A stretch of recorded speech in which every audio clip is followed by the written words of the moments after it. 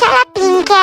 Potrebuješ 90 gramov ovsejnih kosmičev, 100 gramov grškega jogurta, jabolčno čežano ene jabolke, 2 beljaka, 1 žlico mleka, 1 žlico cimeta, 1 žličko pecilnega praška, 1 žličko kotanje mešanice za jabolčni zavitek in četrtino žličke soli. Vse skupaj dobro premešamo. Panvico za mini palačinke segrejemo in namastimo s kokosovim oljem.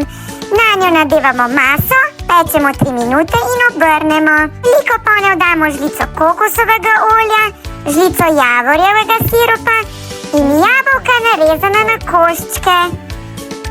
Dodamo še žlico cimeta, popražimo in dobimo okusno jabolčno polivko.